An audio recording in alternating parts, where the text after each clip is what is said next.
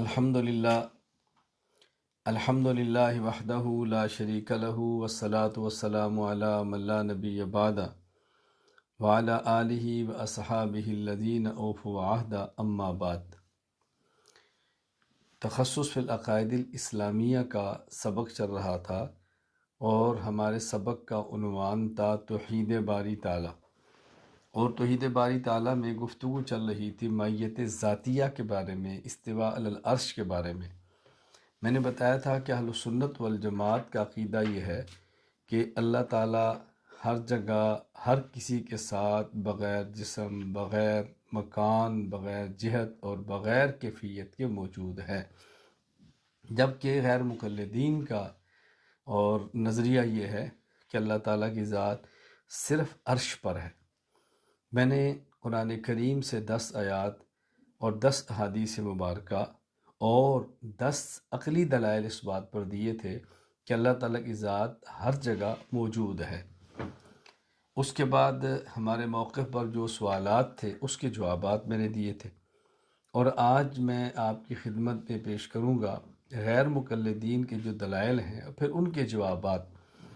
ان کے دلائل میں کچھ آیات قرآنیہ ہیں، اور ان کے دلائل میں کچھ احادیث نبویہ ہیں، اور کچھ عقلی دلائل ہیں۔ ہم انشاءاللہ تفصیل کے ساتھ ایک ایک دلیل پر دیانتداری کے ساتھ بات کریں گے، اور انشاءاللہ اس کا دلائل کا جواب تشفی بخش میں دینے کی بھرپور کوشش کروں گا۔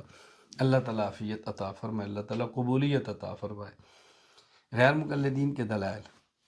دلیل نمبر 1، یہ 7 آیات ہیں جن کو میں بطور ایک دلیل کی پیش کر رہا ہوں۔ کیوں؟ اس لیے کہ یہ 7 آیات وہ ہیں جس میں اللہ تعالیٰ کے مستوی علی العرش ہونے کا ذکر ہے، اور غیر مقلدین اس مستوی علی العرش ہونے کا معنی یہ کرتے ہیں کہ اللہ تعالیٰ حسن اور عرش کے اوپر موجود ہے۔ تو چونکہ آیات میں الفاظ ایک جیسے ہیں، مفہوم ایک ہے، معنی ایک ہے، غیر مقلدین کے استدلال ایک ہے، اس لیے میں نے اس کا عنوان دیا کہ ان کی ایک دلیل وہ تمام آیات ہیں جس میں اللہ تعالیٰ کے مستوی علی العرش ہونے کا ذکر ہے۔ سوال مستوی علی العرش ہونے پر نہیں ہے، بلکہ مستوی علی العرش کا جو غیر مقلدین معنی کرتے ہیں، بات اس پہ ہے۔ پہلے وہ آیات سماعت فرمائیں۔ سورۃ الاعراف آیت نمبر 54، ان ربکم اللہ الذی خلق السماوات والارض فی 6 ایام ثم استوی علی العرش۔ آیت نمبر 2 سورہ یونس آیت نمبر 3، ان ربکم اللہ الذی خلق السماوات والارض فی 6 ایام ثم استوی علی العرش۔ نمبر 3 سورۃ الرعد آیت نمبر 2، اللہ الذی رفع السماوات بغیر عمد ترونہا ثم استوی علی العرش۔ نمبر 4 سورہ طٰہٰ آیت نمبر 5، الرحمن علی العرش استویٰ۔ نمبر 5 سورۃ الفرقان آیت نمبر 59، الذی خلق السماوات والارض وما بینہما فی 6 ایام ثم استویٰ علی العرش۔ نمبر 6 سورہ الف لام میم السجدہ آیت نمبر 4، اللہ الذی خلق السماوات والارض وما بینہما فی 6 ایام ثم استویٰ علی العرش۔ نمبر 7 سورۃ الحدید آیت نمبر 4، هو الذی خلق السماوات والارض فی 6 ایام ثم استویٰ علی العرش۔ اب دیکھو یہ 7 آیات ہیں جن میں 6 آیات میں الفاظ ہیں ثم استویٰ علی العرش، اور ان میں ایک آیت ہے جس میں لفظ الرحمن علی العرش استویٰ۔ اب ان 7 آیات کا غیر مقلدین معنی یہ بیان کرتے ہیں کہ قرآن کریم کہہ رہا ہے کہ اللہ تعالیٰ عرش پر ہے، تو آپ کیسے اس کا انکار کرتے ہیں؟ ہمارے بعض علماء بھی بس اوقات کہہ دیتے ہیں کہ یہ جو غیر مقلدین کا عقیدہ ہے کہ اللہ تعالیٰ عرش پر ہیں، تو آیات کا ظاہر ان کی تائید کرتا ہے، حالانکہ یہ بات غلط ہے۔ اس لیے کہ ہم اور آیات پیش کریں گے تو آپ کا اندازہ ہوگا کہ ظاہر آیات بھی ہمارے ساتھ ہیں۔ اچھی طرح بات سمجھیں۔ ایک ہے قرآن کریم میں یہ ہونا کہ اللہ مستوی علی العرش ہے، اور ایک ہے مستوی علی العرش کا یہ معنی کرنا کہ اللہ عرش پر رہتے ہیں۔ دونوں میں فرق ہے نا۔ ہمیں اللہ تعالیٰ کے مستوی علی العرش ہونے کی صفت کا انکار نہیں ہے، لیکن مستوی علی العرش کا یہ معنی کہ اللہ تعالیٰ عرش پر ہیں، یہ معنی کرنا درست نہیں ہے۔ اس پر میں آپ کی خدمت میں کئی ایک دلائل پیش کرتا ہوں۔ جواب نمبر 1، یہ جو قرآن کریم میں ہے ثم استوى علی العرش یا الرحمن علی العرش استوى، یہاں استواء علی العرش کا معنی ہے اعلیٰ علی العرش، یعنی اللہ تعالیٰ عرش پر غالب ہے۔ اور یہ معنی میں نہیں کر رہا، یہ معنی حضرت امام مجاہد فرما رہے ہیں، اور حضرت امام بخاری رحمہ اللہ اس کو صحیح بخاری میں نقل فرما رہے ہیں۔ چنانچہ صحیح بخاری کتاب التوحید بابن وکان عرش علی الماء، حضرت امام ابو عبداللہ محمد بن اسماعیل البخاری رحمہ اللہ وفات 256 ہجری فرماتے ہیں، وقال مجاہد استوى علی العرش۔ استوا کا معنی کیا ہے؟ علی العرش، علی کا معنی علو، غلبہ، اللہ تعالیٰ عرش پر غالب ہے۔ اب یہ بات ذرا اچھی طرح سمجھنا کہ جو امام بخاری نے استوا کا معنی علی نقل فرمایا ہے اور میں نے علی کا معنی غالب ہونا نقل فرمایا ہے، یہ علی کا معنی غالب ہونا بھی میری رائے نہیں ہے، بلکہ قرآن کریم کی آیات بتاتی ہیں کہ علی کا معنی غالب ہونا ہے۔ علی یہ ایک ہے، الہ اور اعلیٰ جو حرف جار ہوتے ہیں وہ نہیں ہے، یہاں اعلیٰ سے مراد ہے علو سے فعل ماضی علا۔ چنانچہ سورہ یونس آیت نمبر 83، وَإِنَّ فِرْعَوْنَ لَعَالٍ فِي الْأَرْضِ، فرعون زمین پہ غالب ہو چکا تھا، یعنی فرعون کا غلبہ تھا۔ سورۃ القصص آیت نمبر 4، إِنَّ فِرْعَوْنَ عَلَا فِي الْأَرْضِ، فرعون زمین پہ غلبہ پا چکا تھا۔ دونوں آیتوں میں فرق کیا ہے؟ لعالن میں اسم فاعل ہے اور دوسری آیت اعلیٰ میں فعل ماضی ہے۔ دونوں کا معنی ہے کہ فرعون زمین پر غلبہ پا چکا تھا۔ اس کا معنی یہ نہیں تھا کہ فرعون زمین کے اوپر بیٹھا ہوا تھا یا زمین کے اوپر رہتا تھا، وہ تو سارے ہی رہتے تھے، مطلب غلبہ اس کا تھا۔ اسی طرح سورۃ المؤمنون آیت نمبر 91، مَتَّخَذَ اللَّهُ مِن وَلَدٍ، اللہ تعالیٰ نے کوئی بیٹا نہیں بنایا، وَمَا كَانَ مَعَهُ مِنْ إِلَٰهٍ إِذًا لَّذَهَبَ كُلُّ إِلَٰهٍ بِمَا خَلَقَ، اور نہ ہی اللہ کے ساتھ کوئی اور خدا ہے، اگر کوئی اور خدا ہوتا تو ہر خدا اپنی مخلوق کو لے کر الگ ہوتا۔ وَلَعَلَىٰ بَعْضُهُمْ عَلَىٰ بَعْضٍ، اور ایک خدا دوسرے پر غالب آتا۔ دیکھو یہاں بھی اللہ کا معنی غلبہ ہے اور یہ قرآن کریم کے اندر ہے۔ اچھا، اسی طرح استوا کا معنی جو میں نے کیا غالب ہونا، یہ صرف استوا کا معنی غالب ہونا قرآن کریم میں نہیں ہے، توجہ سے بات سمجھنا۔ استوا کا معنی غالب ہونا یہ عرب کی زبان میں معروف ہے، اہل عرب استوا کا معنی غلبہ کرتے تھے۔ میں اس پر آپ کی خدمت میں 2 حوالے پیش کرتا ہوں، دیکھیں۔ نمبر 1، ابو مالک اختل غیاث بن السلط بن طارقہ وفات 90 ہجری، انہوں نے بشر بن مروان وفات 74 ہجری کی مدح میں شعر کہا۔ یہ شعر حضرت امام بیہقی رحمہ اللہ تعالیٰ نے کتاب الاسماء والصفات للبیہقی میں نقل فرمایا ہے۔ وہ شعر کیا ہے؟ قد استوى بشر علی العراق من غیر سیف و دم محراق، بشر عراق پر غالب ہوا، قد استوى۔ اب اس کا معنی یہ نہیں ہے کہ بشر عراق کے اوپر بیٹھ گیا تھا، عراق کے اوپر رہتا تھا۔ قد استوى یہ غالب ہوا عراق کے اوپر بغیر تلوار اور بغیر خون بہانے کے۔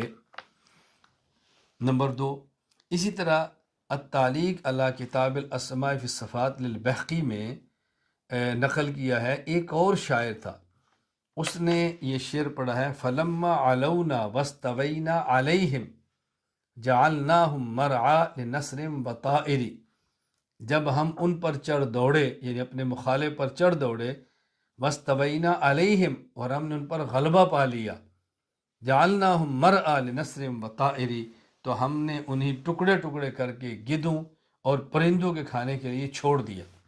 تو یہاں بھی استوینا کا معنی ہے علونا، غلبنا، غالب ہوئے ان کے اوپر۔ یہاں ایک اشکال، اس کا جواب سماعت فرما لیں۔ اشکال یہ ہے کہ جب اللہ نے قرآن کریم میں فرمایا ثم استوى علی العرش، اور آپ کہتے ہیں اس کا معنی ہے اللہ تعالیٰ عرش پر غالب ہے، تو اللہ تعالیٰ تو زمین پر بھی غالب ہے، آسمان پر بھی غالب ہے، عرش پر بھی غالب ہے، تو پھر اس کی تخصیص کیا ہے کہ اللہ تعالیٰ فرماتے ہیں عرش پر غالب ہے؟ عرب یعنی عرش کو خاص کرنے میں کیا نکتہ ہے؟ جواب ذہن نشین فرما لیں، اللہ تعالیٰ کائنات کے ہر ذرے کا مالک ہے۔ اللہ تعالیٰ کائنات کے ہر مکان پر غالب ہے، لیکن عرش مکان اعظم اور مکان آخر ہے۔ 7 زمینیں ہیں، پھر 7 آسمان ہے، پھر اس کے اوپر علیین ہے، جنت ہے، کرسی ہے، عرش ہے۔ عرش مکان آخر ہے، بلکہ کرسی پر سمندر ہے، پانی، اس کے اوپر پھر عرش ہے۔ تو عرش مکان آخر ہے اور مکان اعظم ہے۔ اللہ کی مخلوقات میں سے عرش بہت بڑی، بلکہ سب سے بڑی مخلوق ہے۔ تو یہ بتانا مقصود ہے کہ اللہ تعالیٰ اس کائنات کے مکان آخر اور مکان اعظم پر غالب ہے، تو باقی چیزوں پر غلبہ بتانے کی ضرورت نہیں ہے۔ جیسے کوئی ایک شخص کہتا ہے میرے پاس سائیکل ہے، دوسرا کہتا ہے میرے ساتھ موٹر سائیکل ہے، تیسرا کہتا ہے میرے پاس کار ہے۔ اب جس کے پاس کار ہے، اس کا معنی یہ نہیں ہے کہ اس کے پاس موٹر سائیکل یا سائیکل نہیں ہے، یا موٹر سائیکل اور سائیکل نہیں لے سکتا، تو کار بتا کے اس نے اپنے غلبے کو بیان کیا کہ میرے پاس تم سے زیادہ دولت والی چیز موجود ہے۔ اسی طرح ثم استوى علی العرش کے اگر بتایا کہ اللہ تعالیٰ کائنات کے مکان آخر اور مکان اعظم پر غالب ہے، تو بقیہ پھر چھوٹے مکانات کی کیا حیثیت؟ اس کا دوسرا جواب اس کا یہ جو آیات ہیں جس میں ثم استوى علی العرش یا الرحمن علی العرش استوى کا ذکر ہے، کہ جس سے غیر مقلدین ثابت کرتے ہیں کہ اللہ تعالیٰ عرش پر رہتے ہیں، اس کا دوسرا جواب کیا ہے؟ اگر ہم استواء علی العرش کا معنی یہ مان لیں کہ اللہ تعالیٰ حقیقتاً عرش پر ہیں، تو پھر ان 7 آیات کا قرآن کریم کی دیگر ان تمام آیات کے ساتھ تعارض اور ٹکراؤ ہو جائے گا، کہ جن میں سے بعض آیات سے ثابت ہوتا ہے فی السماء اللہ تعالیٰ آسمان میں ہے، بعض آیات سے فی الارض اللہ تعالیٰ زمین میں ہے، بعض آیات سے اللہ تعالیٰ ہر چیز کا احاطہ کرنے والے ہیں، اور بعض سے ہر چیز کے ساتھ ہیں، اور بعض سے ہر جگہ پر ہیں ثابت ہوتا ہے، تو اس تمام کی ساتھ تعارض ہوگا۔ جبکہ ضابطہ خود قرآن کریم نے بیان کیا ہے کہ اللہ کے قرآن میں اگر تعارض ہو تو یہ اللہ کا کلام نہ ہو۔ اللہ کے کلام میں تعارض نہ ہونا اس بات کی دلیل ہے کہ اللہ تعالیٰ کا کلام ہے۔ انسانی کلام میں تعارض ہو سکتا ہے، اللہ کے کلام میں کوئی تعارض نہیں ہے۔ سورۃ النساء نمبر 82 میں ہے وَلَوْ كَانَ مِنْ عِنْدِ غَيْرِ اللَّهِ لَوَجَدُوا فِيهِ اخْتِلَافًا كَثِيرًا، اگر یہ قرآن اللہ کی طرف سے نہ ہوتا تو اس قرآن میں بہت اختلافات ہوتا۔ اختلافات نہ ہونا اس بات کی دلیل ہے کہ یہ قرآن اللہ کی طرف سے ہے۔ میں وہ آیات پڑھتا ہوں جس سے معلوم ہوتا ہے اللہ تعالیٰ آسمان میں ہے یا زمین میں ہے یا ہر جگہ پر ہے۔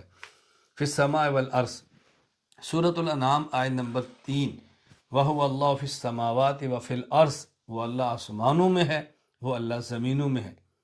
تو ابھی اگر یہ کہ عرش پر ہے تو ان آیات سے ٹکراؤ ہو گئے۔ اسی طرح اللہ تعالیٰ ہر چیز کا احاطہ کرنے والے ہیں۔ سورۃ النساء نمبر 126، وَلِلَّهِ مَا فِي السَّمَاوَاتِ وَمَا فِي الْأَرْضِ وَكَانَ اللَّهُ بِكُلِّ شَيْءٍ مُحِيطًا۔ اسی طرح قرآن کریم میں ہے اللہ تعالیٰ ہر جگہ پر ہیں۔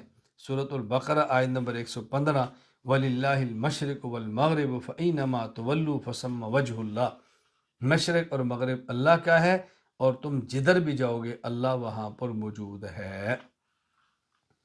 اسی طرح بعض آیات ثابت ہوتا ہے اللہ تعالیٰ ہر کسی کے ساتھ ہیں، جس طرح سورۃ المجادلہ کی آیات ہیں الم تر ان اللہ یعلم ما فی السماوات ما فی الارض ما یکون من نجوى ثلاثۃ الا ورابعهم ولا خمسۃ الا وسادسهم ولا ادنى من ذلك ولا اکثر الا هو معهم، تم جہاں بھی ہو اللہ ہر وقت تمہارے ساتھ ہے۔ تو دیکھیں ان آیات سے ثابت ہوتا ہے کہ اللہ تعالیٰ ہر جگہ پر ہیں، ہر کسی کے ساتھ ہیں، ہر کسی کا احاطہ کرنے والے ہیں۔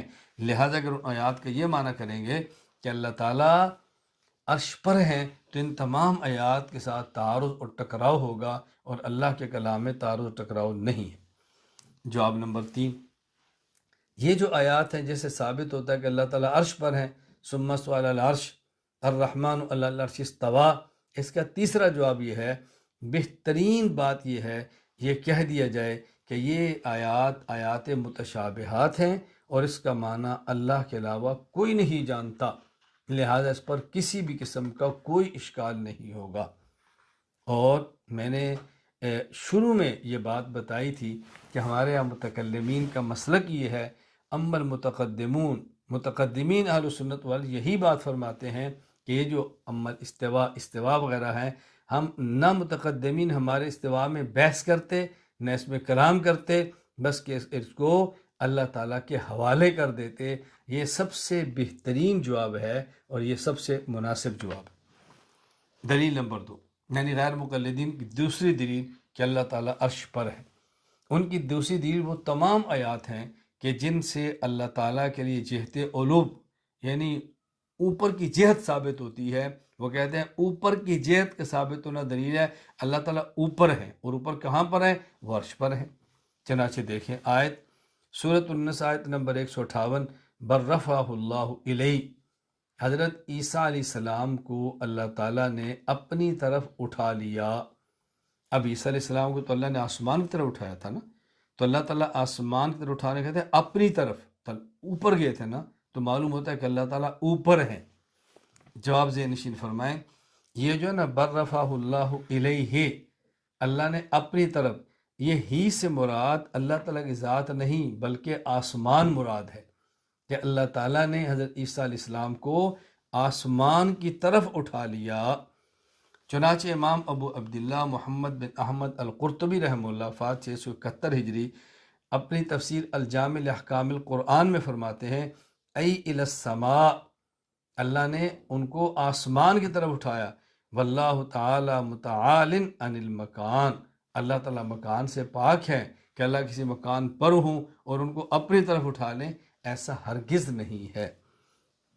باقی یہاں بات اچھی طرح سمجھ لیں کہ اللہ تعالیٰ نے حضرت عیسیٰ علیہ السلام کو آسمان کی طرف اٹھایا، اور آسمان کی طرف اٹھاتے ہوئے برفعہ اللہ الی السماء نہیں فرمایا بلکہ برفعہ اللہ الیہ فرمایا، یعنی اللہ نے عیسیٰ علیہ السلام کو اپنی طرف اٹھا لیا۔ تو جب اس سے مراد آسمان کی طرف اٹھانا ہے تو اللہ نے آسمان کی طرف اٹھانے کی بجائے اپنی طرف اٹھانے کا ذکر کیوں فرمایا ہے؟ یہ نسبت اپنی طرف کیوں کی ہے؟ یہ بات یاد رکھ لیں۔ اللہ اکبر۔ اصل مطلب کیا ہے؟ برفعہ اللہ الیہ، اللہ نے عیسیٰ علیہ السلام کو اپنی طرف یعنی ایسے مکان کی طرف اٹھا لیا کہ جس مکان میں اللہ کی ذات کے علاوہ کسی کا ظاہری اختیار بھی نہیں ہے۔ اللہ تعالیٰ کی ذات کے علاوہ وہاں کسی کا ظاہری حکم بھی نہیں چلتا، اس مکان کی طرف اٹھایا اور نسبت اپنی طرف کی کہ میں نے اپنی طرف اٹھا لیے۔ حضرت امام فخر الدین محمد بن عمر الرازی رحمہ اللہ وفات 606 ہجری فرقہ مشبہہ کا رد کرتے ہوئے التفسیر الکبیر میں لکھتے ہیں، التفسیر الکبیر للرازی میں فرمایا، المراد الرفع الی موضع لا یجری فی حکم غیر اللہ، اس سے مراد اٹھانا ہے اس جگہ کی طرف جس میں اللہ کے علاوہ کسی اور کا حکم نہیں چلتا۔ یہ ایک ضابطہ سے نشید فرما لیں کہ دنیا میں ہر چیز پر حقیقی اختیار اللہ تعالیٰ کا ہے، اور ظاہری اختیار کبھی اللہ تعالیٰ بعض چیزوں پر ظاہری اختیار اپنے پاس رکھتے ہیں اور کبھی اللہ تعالیٰ ظاہری اختیار کسی بندے کو دے دیتے ہیں۔ تو جہاں حقیقی اختیار اللہ تعالیٰ کے پاس ہے اور ظاہری بھی اپنے طرف رکھیں، اپنے پاس رکھیں، تو نسبت اللہ اپنی طرف فرما دیتے ہیں، اور جہاں حقیقی اختیار اللہ کے پاس ہو اور ظاہری اختیار اللہ تعالیٰ بندے کو دیں تو وہاں اس کی نسبت اللہ تعالیٰ بندے کی طرف کر دیتے ہیں۔ میں اس کی پہلے 2 مثالیں دیتا ہوں اپنے محاورات میں، انسانی سوسائٹی میں، اور پھر قرآن کریم کی آیات سے یہ بات آپ کی خدمت میں ثابت کرتا ہوں۔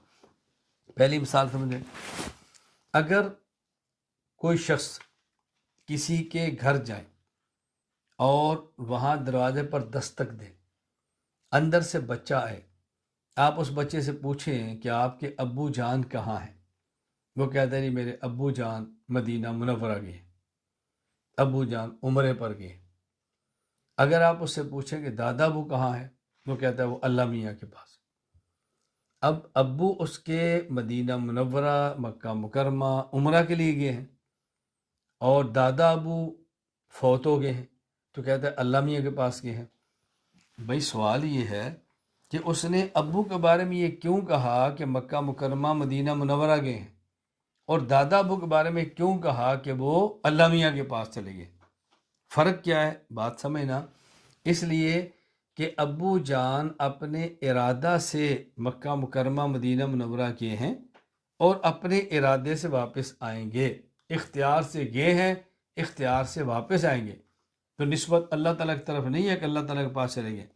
اور دادا ابو وفات پا گئے ہیں، اس جہان کو چھوڑ گئے ہیں اپنے اختیار سے نہیں، اور اب وہ واپس اپنے اختیار سے آ بھی نہیں سکتے، اس لیے ابو کے جانے کی نسبت ابو کی طرف کی ہے کہ ابو لاہور گئے ہیں، ابو لاہور ہیں، اور دادا ابو فرمایا کہ اللہ میاں کے پاس ہیں۔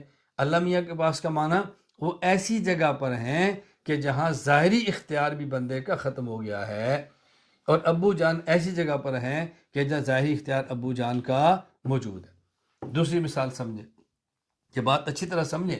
دوسری مثال، ایک آدمی ایک کنال جگہ خریدتا ہے 20 مرلے، ان میں 15 مرلے پر اپنا مکان بنا لیتا ہے اور 5 مرلے کی ایک مسجد بنا لیتا ہے۔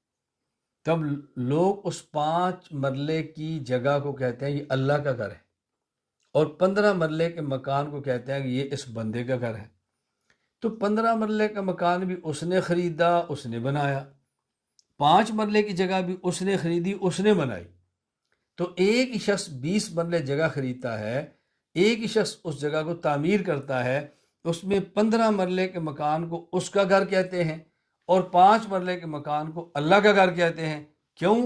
اس لیے کہ جو اس کا گھر ہے اس میں ظاہری اختیار اس کا ہے، بیچ دے، کسی کو ہدیہ کر دے، لیکن جو 5 مرلے مسجد بنا دی ہے، اب نہ اس کو بیچ سکتا ہے، نہ ہدیہ کر سکتا ہے، نہ اس کو کسی اور جگہ منتقل کر سکتا ہے، تو اس کا اختیار ہی ختم ہو گیا۔ اس لیے 15 مرلے کے مکان کی نسبت اس کی طرف ہے اور 5 مرلے والے مکان کی نسبت اللہ کی طرف ہے۔ میں اب اس پر قرآن کریم کی آیات پیش کرتا ہوں تاکہ بات آپ پہ کھلے۔ سورہ آل عمران آیت نمبر 19، ان الدین عند اللہ الاسلام، دین اللہ کے ہاں اسلام ہے۔ سوال ہے، اگر عند اللہ نہ کہا جاتا، یوں کہا جاتا ان الدین الاسلام، کہ دین اسلام ہی ہے، کافی تھا۔ یہ عند اللہ کا لفظ کیوں لائے ہیں؟ یہ بات اچھی طرح سمجھ لیں۔ عند اللہ کا لفظ اس لیے لائے ہیں کہ دین ایک ایسی چیز ہے کہ جس میں تبدیلی کا ظاہری اختیار بھی کسی بندے کے پاس نہیں، اس لیے کہتے ہیں کہ دین اللہ کیا اسلام ہے، ورنہ دین تو بندوں کے نزدیک بھی اسلام ہے، دین اللہ کے نزدیک اسلام ہے۔ تو یہ کہنے کی کیا ضرورت ہے کہ دین اللہ کیا اسلام ہے، چونکہ اس میں بندہ تبدیلی نہیں کر سکتا، اس لیے نسبت اللہ کی طرف کرتے ہیں کہ دین اللہ کے ہاں اسلام۔ آیت نمبر 2، سورۃ آل عمران آیت نمبر 37، قالت ہوا من عند اللہ، حضرت زکریا علیہ السلام روزانہ حضرت مریم علیہ السلام کو کھانا دیتے کیونکہ ان کی تربیت میں تھی۔ ایک دن زکریا علیہ السلام تشریف لے کے واپس تشریف لائے، کمرہ کھولا تو حضرت مریم کے پاس بغیر موسم کے پھل موجود ہے۔ تو پوچھا مریم کہاں سے آیا ہے؟ کہا من عند اللہ، اللہ کی طرف سے۔ جو روزانہ کھانا زکریا علیہ السلام دیتے وہ بھی من عند اللہ تھا، اللہ کی طرف سے ہوتا تھا، لیکن حضرت مریم نے آج کے پھل کو کیوں کہا یہ من عند اللہ، اللہ کی طرف سے؟ کیوں؟ روزانہ حضرت مریم کو جو کھانا ملتا اس میں ظاہری اختیار حضرت زکریا علیہ السلام کا تھا، چاہے تو دیں چاہے تو نہ دیں، اور آج جو پھل ملا ہے اس میں کسی بندے کا کوئی ظاہری اختیار نہیں ہے، وہ چاہے تو ملے اور چاہے تو نہ ملے۔ تو جس میں اختیار حضرت بندے کا تھا نسبت زکریا علیہ السلام کی طرف ہے، اور جس میں اختیار بندے کا ختم ہو گیا وہ نسبت اللہ کی طرف ہو رہی ہے۔ آیت نمبر 4 دیکھیں، سورہ آل عمران آیت نمبر 169، وَلَا تَحْسَبَنَّ الَّذِينَ قُتِلُوا فِي سَبِيلِ اللَّهِ أَمْوَاتًا بَلْ أَحْيَاءٌ عِندَ رَبِّهِمْ يُرْزَقُونَ، جو اللہ کے راستے میں قتل ہو گئے ان کو مردہ گمان مت کرو، بلکہ یہ زندہ ہیں، ان کو اللہ کا رزق دیا جاتا ہے۔ جب یہ کہ بل احیاء عند ربہم، یہ زندہ ہیں اللہ کے پاس، یہ کیوں فرمایا؟ اس لیے کہ دنیا میں جو انسان زندہ ہے اس کی زندگی میں کچھ اختیار بندے کو بھی ہے، بندہ کھاتا ہے، پیتا ہے، سانس لیتا ہے تو زندہ رہتا ہے۔ اگر بندہ کھانا چھوڑ دے مر جائے گا، پینا چھوڑ دے مر جائے گا، کسی بڑی جگہ سے چھلانگ لگا دے مر جائے گا، سمندر میں چھلانگ لگائے تو مر جائے گا۔ تو ظاہری اختیار بندے کا ہے، لیکن موت کے بعد جو حیات ملتی ہے اس میں بندے کا ظاہری اختیار بھی نہیں ہے، تو نسبت بندے کی طرف نہیں اللہ کی طرف ہے، بل احیاء عند ربہم۔ اور کبھی کہا جاتا ہے عند ربہم یرزقون، اس کا تعلق یرزقون کے ساتھ ہے، اللہ کے پاس ان کو رزق دیا جاتا ہے۔ دنیا میں جو بندے کو رزق ملتا ہے اس میں کسی حد تک ظاہری اختیار بندے کا ہوتا ہے کہ بندہ محنت کرتا ہے، خریدتا ہے، بازار جاتا ہے، ملازمت کرتا ہے، اور موت کے بعد جو رزق ملتا ہے اس میں بندے کا ظاہری اختیار بھی نہیں ہوتا، اس لیے نسبت اللہ کی طرف کر دی جاتی ہے۔ چوتھی آیت دیکھیں، سورۃ الفرقان آیت نمبر 46، ثم قبضناہ الینا قبضا یسیرا۔ اللہ اکبر۔ اللہ تعالیٰ سائے کے بارے میں ارشاد فرماتے ہیں، الم تر الی ربک مد الظل ولو شاء لجعلہ ساکنا ثم جعلنا الشمس علیہ دلیلا ثم قبضناہ الینا قبضا یسیرا۔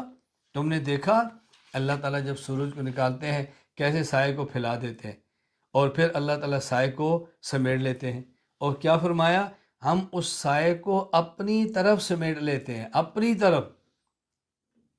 اللہ تعالیٰ فرماتے ہیں میں اپنی طرف سمیٹ لیتا ہوں۔ اپنی طرف کا مطلب کیا ہے؟ حکیم الامت مجدد ملہ مولانا اشرف علی تھانوی رحمہ اللہ بیان القرآن میں اس آیت کی طرف فرماتے ہیں، وہ سنیں۔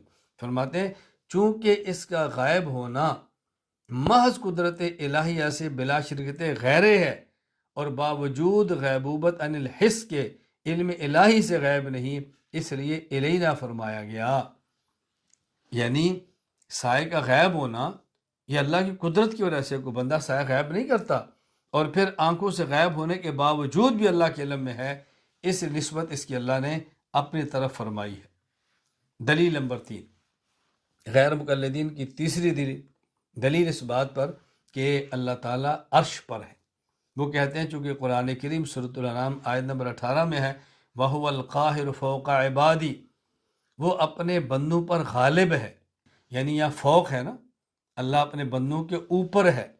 وَهُوَ الْقَاهِرُ فَوْقَ عِبَادِهِ، بندہ اللہ اپنے بندوں کے اوپر غالب ہے، تو فوق سے معلومات اللہ تعالیٰ اوپر ہے، اور باقی یہاں ثابت اوپر سے مراد عرش ہے، لہٰذا اللہ تعالیٰ عرش پر ہے۔ جو آپ سے نشین فرما لیں، اللہ تعالیٰ جو اپنے بندوں پر فوقیت فرما رہے ہیں کہ اللہ تعالیٰ بندوں کے اوپر ہے، تو یہاں فوقیت سے مراد برتری اور غلبہ ہے، یعنی اللہ اپنے بندوں پر غالب ہے۔ یہ نہیں ہے اللہ حصی اور فوقیت مکانیہ کے اعتبار سے غالب ہے کہ بندے کا کمرہ نیچے اللہ کا کمرہ اوپر ہے، یہ معنی اس کا ہرگز نہیں۔ چنانچہ امام ابو عبداللہ محمد بن احمد الانصاری القرطبی المالکی رحمہ اللہ وفات 671 ہجری الجامع الاحکام القرآن میں فرماتے ہیں، وَمَانَا فَوْقَ عِبَادِهِ فَوْقِيَّةُ الْإِسْتِعْلَاءِ بِالْقَهْرِ وَالْغَلَبَةِ عَلَيْهِمْ أَيْهُمْ تَحْتَ تَسْخِيرِهِ لَا فَوْقِيَّةُ مَكَانٍ كَمَا تَقُولُ السُّلْطَانُ فَوْقَ رَعِيَّتِهِ أَيْ بِالْمَنزِلَةِ وَالرِّفْعَةِ۔ فوق عبادہ کا معنی یہ ہے کہ اللہ رب العزت کا اپنے بندوں پر برتری اور غلبہ ہے، یعنی بندے اللہ کے حکم کے پابند ہیں۔ اس سے مراد یہ نہیں کہ اللہ مکان کے اعتبار سے اوپر ہے، یہ ایسے ہے جیسے آپ کہیں کہ بادشاہ اپنی رعایا سے اونچا ہے، اس کا معنی یہ ہوتا ہے کہ بادشاہ اپنی رعایا سے مقام و مرتبہ کے لحاظ سے بلند ہے۔ دلیل نمبر 5، غیر مقلدین کی پانچویں دلیل کہ اللہ تعالیٰ عرش پر ہیں، اوپر ہیں۔ سورہ فاطر آیت نمبر 10، الیہ یصعد الکلم الطیب، کہ پاکیزہ کلام اللہ کی طرف چڑھتا ہے۔ صعود نیچے سے اوپر کو کہتے ہیں، تو معلومات اللہ تعالیٰ اوپر ہیں، تبھی فرماتا ہے کہ کلمات طیبات اوپر جاتے ہیں، یعنی اللہ کی طرف جاتے ہیں تو اللہ اوپر ہوئے۔ جواب ذہن نشین فرما لیں، یا اس کا معنی یہ نہیں ہے کہ کلمات طیبات سچ مچ اوپر جاتے ہیں، اس کا معنی ہوتا ہے کلمات طیبات کو اللہ تعالیٰ قبول فرما لیتے ہیں، اللہ تعالیٰ قبول فرما لیتے ہیں۔ میں اس کی عام سی مثال دیتا ہوں کہ جس طرح کوئی شخص درخواست دیتا ہے اور صدر کو دیتا ہے اور اس کی درخواست قبول ہو جاتی ہے، حالانکہ صدر نے دیکھی بھی نہیں ہوگی، کسی سیکرٹری نے قبول کی ہوگی، کہتے ہیں ابھی مبارک ہو تمہاری بات صدر صاحب نے سن لی ہے۔ کہاں سنی ہے؟ سننے کا معنی کیا ہے؟ قبول کر لی ہے۔ امام ابو بکر احمد بن حسین بن علی بن موسیٰ البیخی رحمہ اللہ وفات 458 ہجری کتاب الاسماء والصفات میں فرماتے ہیں، صعود الکلم الطیب والصدقۃ الطیبہ الی السماء عبارت عن حسن القبول لہما، اس کا معنی اللہ ان دونوں کو قبول فرما لیتے ہیں۔ دلیل نمبر 5، غیر مقلدین کی دلیل کہ اللہ تعالیٰ عرش پر ہے، اللہ تعالیٰ اوپر ہے۔ سورۃ الملک آیت نمبر 16، اَأَمِنْتُم مَّن فِي السَّمَاءِ، کیا تم کو اس اللہ کا خوف نہیں ہے جو اللہ آسمانوں میں ہے؟ کہتے تھے کہ آسمان تو اوپر ہے نا، آسمان ہر جگہ تو نہیں ہے کہ آپ یہ کہو کہ اللہ تعالیٰ ہر جگہ پر ہے۔ جواب ذہن نشین فرما دیں، اس کا مطلب یہ نہیں اللہ تعالیٰ خود آسمانوں میں ہے، اس کا مطلب یہ ہے اللہ تعالیٰ کی بادشاہت، اللہ کی حکومت آسمانوں میں ہے۔ کیوں؟ زمین پر تو عام آدمی بھی حکومت کرتے ہی ہیں، انسان بھی کرتے ہیں، لیکن آسمان پر کس کی حکومت ہو سکتی ہے؟ اللہ کی حکومت کو، عظمت کو بتانے کے لیے فرمایا کیا تم اس خدا سے نہیں ڈرتے کہ جس کی حکومت زمین نہیں آسمانوں میں بھی ہے؟ اس خدا سے تم ڈرتے نہیں ہو؟ امام فخر الدین ابو عبداللہ محمد بن عمر بن حسین الرازی رحمہ اللہ، وفات 606 ہجری، اس آیت کا معنی بیان فرماتے ہیں، من فی السماء سلطانہ و ملکہ و قدرتہ، والغرض من ذکر السماء تفخیم سلطان اللہ و تعظیم قدرتی، اس سے مراد وہ ذات ہے جس کی بادشاہت، سلطنت اور قدرت آسمان میں ہے۔ آسمان کا تذکرہ کرنے کا مقصد اللہ تعالیٰ کی بادشاہت اور اس کی قدرت کی بڑائی کو بیان کرنا ہے۔ یہاں ایک بات اچھی طرح ذہن نشین فرما لیں کہ ہم نے اس کا معنی کیوں کیا ہے کہ اس سے مراد اللہ کی ذات کا آسمان میں ہونا نہیں، بلکہ اللہ کی قدرت، اللہ کی حکومت اور اللہ کی بادشاہت کا آسمان میں ہونا ہے۔ وجہ یہ ہے، اگر اس کا مطلب یہ لیں گے کہ اللہ آسمان میں ہے، اس پر دو بہت بڑے اعتراض ہوں گے جس سے بچنا کسی کے بس کی بات نہیں۔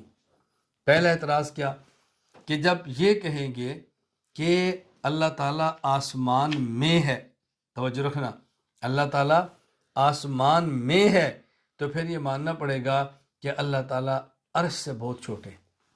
کیوں؟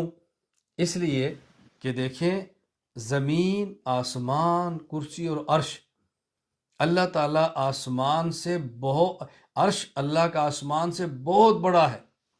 جب یہ مان لیا کہ اللہ تعالیٰ آسمان میں ہے، اس کا معنی آسمان میں ہے اور آسمان عرش میں ہے، یعنی عرش سے چھوٹا ہے، تو ماننا پڑے گا نا اللہ تعالیٰ عرش سے بہت چھوٹا ہے، چھوٹا نہیں بہت چھوٹا، یہ ماننا پڑے گا۔ حالانکہ اللہ تعالیٰ تو بہت بڑے ہیں، بہت بڑے ہیں، اللہ کی بڑائی کو بیان کرنا تو ممکن ہی نہیں ہے۔ تو اگر یہ کہیں اللہ تعالیٰ آسمان میں ہے تو اللہ تعالیٰ کو عرش سے بھی چھوٹا ماننا پڑے گا، اور یہ ممکن نہیں اور محال ہے۔ دوسرا اشکال کیا ہوگا؟ اگر ہم یہ کہیں کہ اللہ تعالیٰ آسمان میں ہے تو یہ ماننا پڑے گا اللہ تعالیٰ خود اپنی ذات کا بھی مالک ہے، ایسے کہتے ہیں مالک النفس ہی، اللہ تعالیٰ اپنی ذات کا بھی مالک ہے، حالانکہ اللہ کا تو کوئی مالک نہیں ہے نا، تو مالک النفس ہی ماننا پڑے گا، جو کہ ناممکن ہے۔ وہ کیسے ماننا پڑے گا؟ سورۃ الانعام آیت نمبر 12، اللہ فرماتے ہیں قُلْ لِمَن مَا فِي السَّمَاوَاتِ وَالْأَرْضِ قُلْ لِلَّهِ، آپ ان سے پوچھ لیے کہ جو کچھ آسمانوں میں ہے اور جو کچھ زمینوں میں ہے یہ کس کی ملکیت ہے، اس کا مالک کون ہے؟ تو یہ کہیں گے یہ اللہ کی ملکیت ہے، اللہ اس کا مالک ہے۔ جو کچھ آسمانوں میں ہے اس کا مالک کون ہے؟ تو کیا ہے؟ اللہ ہے۔ تو جو آسمانوں میں ہے اس کا مالک اللہ ہے۔ اگر اللہ کو بھی آسمانوں میں مانیں گے تو نتیجہ نکلے گا کہ اللہ کا مالک بھی اللہ ہے، اور یہ ناممکن ہے۔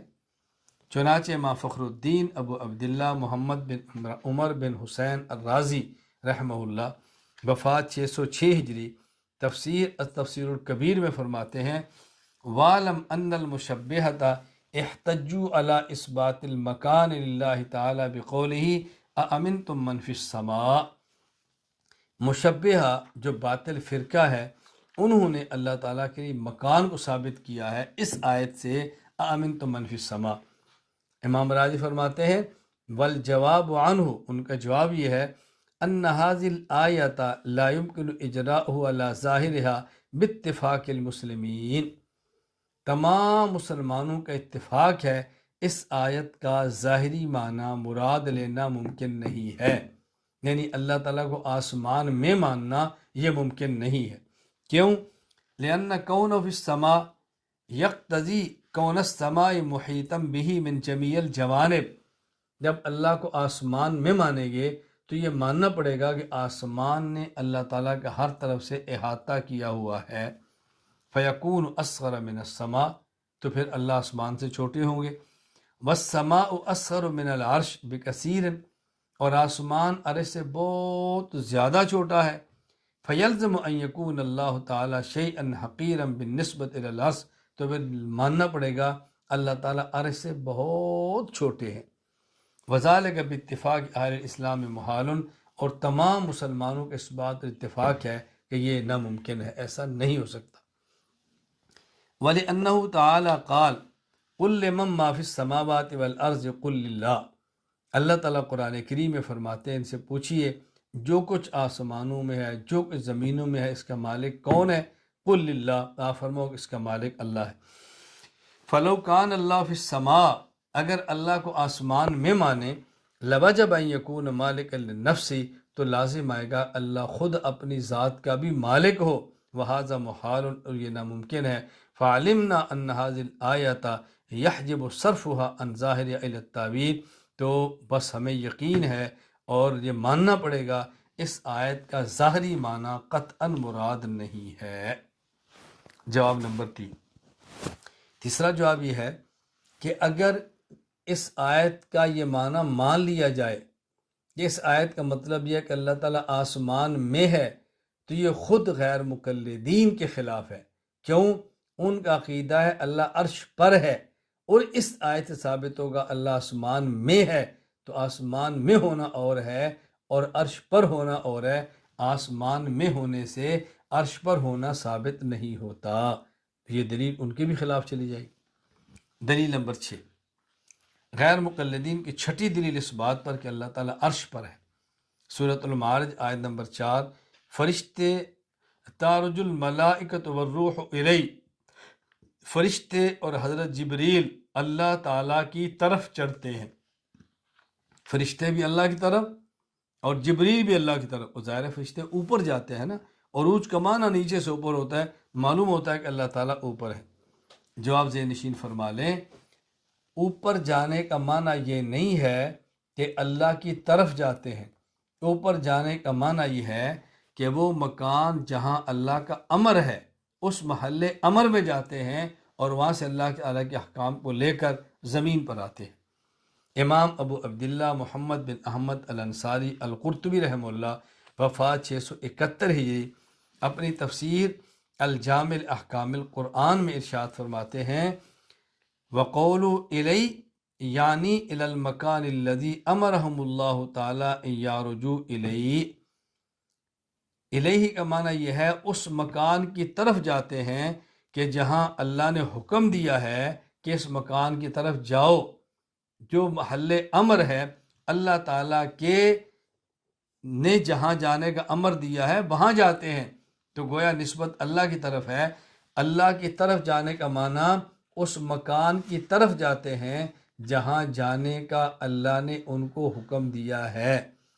چونکہ اس مکان کی طرف جانے کا حکم اللہ نے دیا ہے تو یہ کہہ دیا جاتا ہے کہ اللہ کی طرف جاتے ہیں، یعنی اللہ کی بات مان کر اس مکان کی طرف جاتے ہیں جہاں جانے کا اللہ نے حکم دیا ہے۔ یہ بالکل ایسے ہی ہے کہ جیسے حضرت ابراہیم علیہ السلام کو اللہ نے حکم دیا تھا آپ سرزمین شام کی طرف ہجرت کر جائیں، تو ابراہیم علیہ السلام نے فرمایا انی ذاہب الی ربی سیہدین، میں اپنے رب کی طرف جا رہا ہوں، اور یہ شام کی طرف تھے۔ اپنے رب کی طرف جانے کا معنی کہ جس ملک کی طرف میرے رب نے جانے کا حکم دیا ہے میں اس ملک اور اس زمین کی طرف جا رہا ہوں۔ سورۃ الصافات آیت نمبر 99۔ اسی طرح قرآن کریم میں ہے وَمَن يَخْرُجْ مِن بَيْتِهِ مُهَاجِرًا إِلَى اللَّهِ، سورۃ النساء آیت نمبر 100۔ وہ شخص جو اپنے گھر سے ہجرت کر کے جائے اللہ کی طرف، اپنے گھر سے ہجرت کر کے جائے اللہ کی طرف، یعنی مکہ سے ہجرت کرے اور مدینہ جائے۔ اب یہاں مدینہ جانے کو اللہ کی طرف جانا کہا جا رہا ہے، تو اس کا معنی یہ تو نہیں ہے کہ اللہ تعالیٰ مدینہ ہے۔ اس کا معنی کیا ہے؟ اس شہر کی طرف جائے جس شہر جانے کا حکم اللہ نے دیا ہے۔ تو بالکل اسی طرح جس طرح ابراہیم علیہ السلام کو حکم دیا اللہ نے سرزمین شام کی طرف ہجرت کرنے کا، تو آپ سرزمین شام کی طرف جانے کو اللہ کی طرف جانا فرما رہے ہیں۔